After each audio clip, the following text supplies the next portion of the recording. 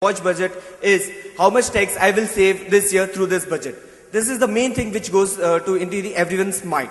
So bigger slab with smaller benefits. As you all aware, the new slab benefits, our calculation shows that annual income of a person having an annual income of 6 lakhs after deduction is just saving 172 rupees per month. A woman is saving 86 rupees, and for senior citizen it's nil.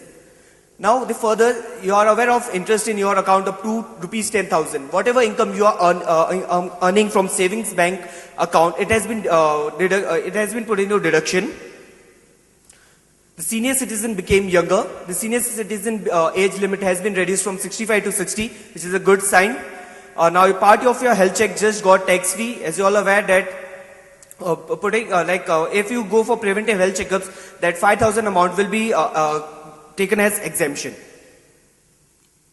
Now for the businessman, as you all aware, the minimum alternate tax, which is only applicable to the companies. Now it has been also be proposed to be applied on partnership as well as proprietors too, which will discourage these firms to open their organization in tax holidays area.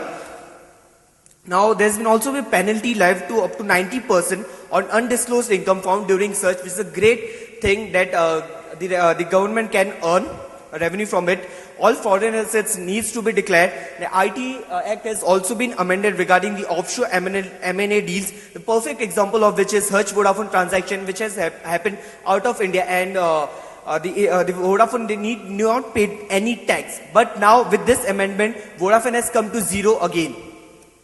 Now further is withholding tax. Since aviation industry in India is going from a bad phase, now to boost them, the government didn't had any money to provide bailouts to them. So they came up with they have reduced the withholding tax from 20% to 5% for power, airlines, roads, etc. So that more and more ECBs are encouraged, and they can the companies can take ECBs.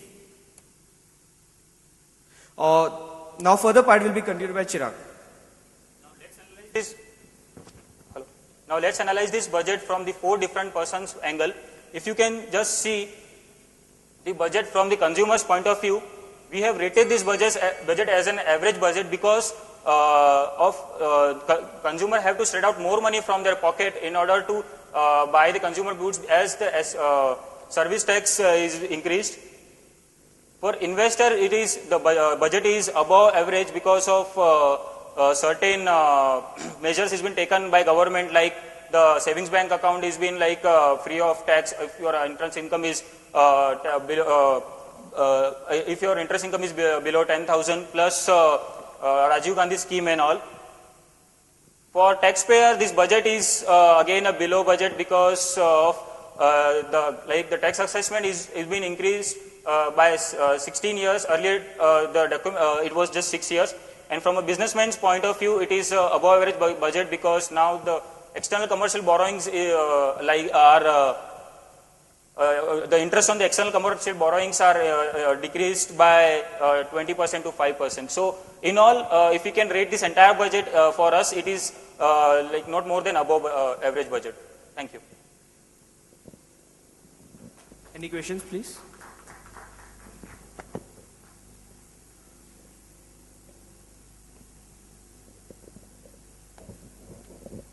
You have said that the budget is above average for business and investors.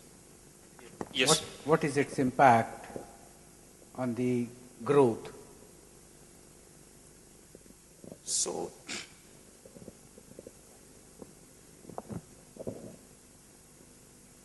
in all, we can say that if the main thing was the Rajiv Gandhi scheme, the main emphasis of this scheme was to motivate people to invest in the capital markets. So now people will be motivated into the investing into the capital markets, and in return it will help in growing our economy in very well manner. What's the relationship between investment and growth? So for growth, investment should be there. If you are not investing and saving your money, so growth will not come. So according to you, this budget will have better growth? Not better growth. Above average. It may have above average. The second thing you said, that negative list is of no use in the service taxes. Yeah, 17 negative list. Can you justify negative list is of no use? Of no Will use. it not increase the tax base? No, actually, we meant that in those, if if a person is rendering any services from that negative list, then he didn't need to pay any tax. Services like RBI, it has been included in that service list but RBI, as I've already told, doesn't cater to individual. So putting RBI services in that is not of any use.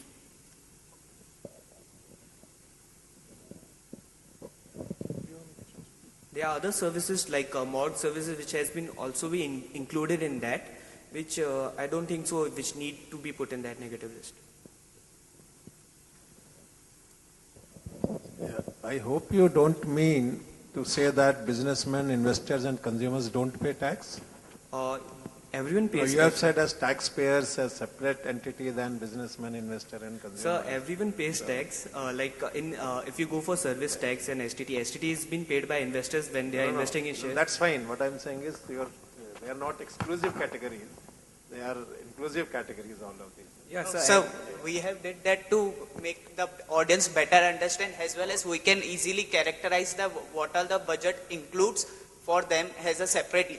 So it makes as easy to understand, as well as it makes easy to characterize that what exactly the Mr. Finance Minister has presented in front of us. And secondly, you said consumption is important for economy. I think that you mentioned in the first slide, you said consumption you said is important. So do you feel anything in this budget which increases consumption or decreases consumption, or how does it? Sir, decreasing the subsidies will definitely impact decreasing the consumption of fuel and fertilizers. Similarly, gold, they have put tax on gold, which like India is a country where gold is consumed as a commodity, whereas if you go outside, gold is seen as an investment option. So here, the government is looking to convert the gold as a consumption into an investment option. Gold is inelastic, or the demand is inelastic or elastic, in your opinion? In India. Yeah, it's elastic. Elastic. Thank you, Team 4. I would like to take this opportunity to welcome two more guest speakers among us. Mr. Sriram Ramaswamy, Associate Director, Tax Advisory Services at Ernst & Young. And Mr. Deepak Rao, Senior Manager, Tax and Regulatory Services at Ernst & Young.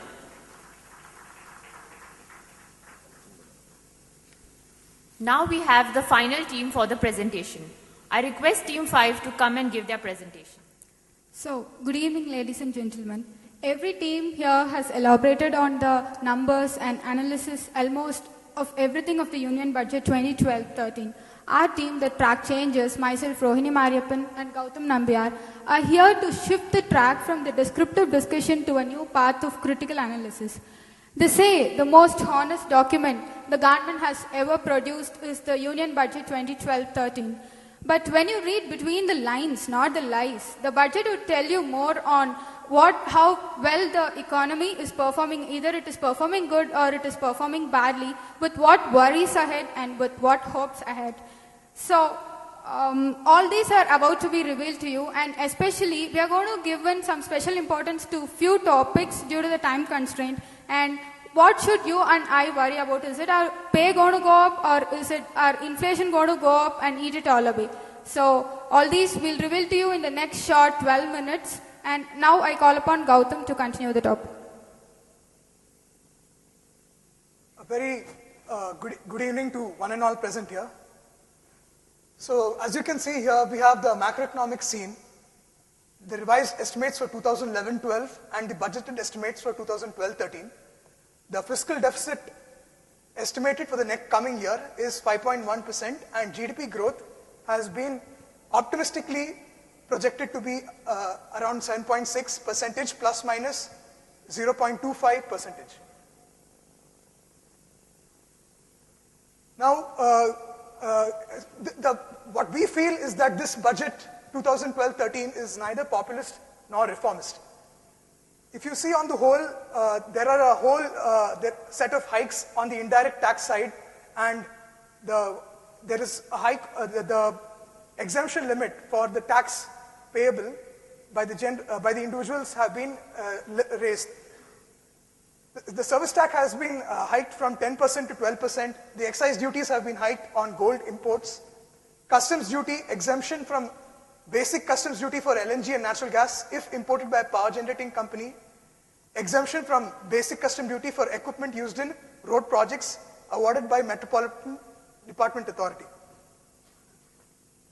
Now, the new thing in this budget is all about the Rajiv Gandhi Equity Savings Scheme. What the finance minister has tried to do is, he has tried to divert the savings of the individuals from the expenses from gold, rather than spending on gold and on other wasteful items. He has tried to divert the savings towards the equity scheme. He has tried to encourage the that is individuals, to invest in the equity markets. His objective here is to divert the savings into infrastructure projects. And the details of this scheme have already been covered. And there are some doubts looming over this particular scheme, since many of the individuals having income below 10 lakhs are first timers in the equity market. They are not very confident going about investing in the equity market. That is one reason. The second thing is that there is a lock-in period, that is 3-year lock-in period, after which the government would be giving them a 50% tax deduction on their returns. Now, moving on to the subsidy side, we find that the petroleum subsidy for the coming year, that is the fiscal year 2012-13, is lower than the 11-12. The same is the case with fertilizer